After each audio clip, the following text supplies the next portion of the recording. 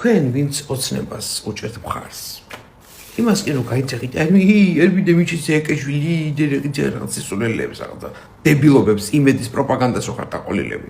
ხალხო, კოალიციური მთავრობა ეს არის ცივილური მთავრობა, რომელიც ძალიან ჭირდება საქართველოს.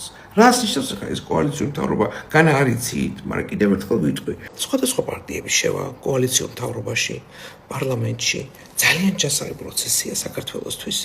ისედაც ვიყავს ერთმანეთის დაჭმა და პარი, მიგ დაჭამონ ერთმანეთი, როდესაც კანონპროექტს მიიღებენ, ან გადაწყვეტილებებს მიიღებენ და ეს ქვეყანას უფრო წაადგება, მეგობრებო.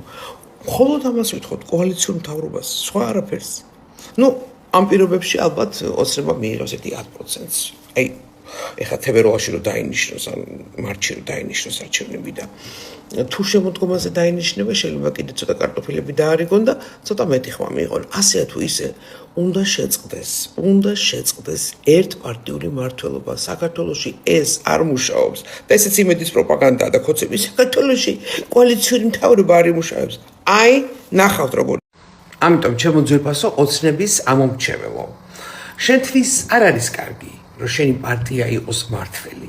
იმიტომ რომ შენ პარტიას მართავს ოლიგარქი დიქტატორი, ცეცხლი ოლიგარქიას, რომელიც უკან წევს ქვეყანას. შეხედეთ ეკონომიკას, შეხედეთ ყველაფერს. ბევრი რამე ძალიან კარგად ის ხელფასები, პენსიები და ასე შემდეგ. დაგვეხმარეთ, რომ გქონდეს კოალიციური მთავრობა. ძალიან გთხოვთ, ეს თქვენს ძალიან წაგადგებათ. დღეს აქციაზე გნახავთ.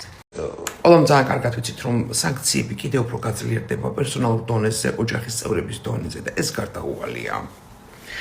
ოცნებას რომ დიდი დრო აღარ უწერია, როგორც მმართველი პარტია, ესეც გარდაუვალია და არჩევნებიც გარდაუვალია და ამიტომ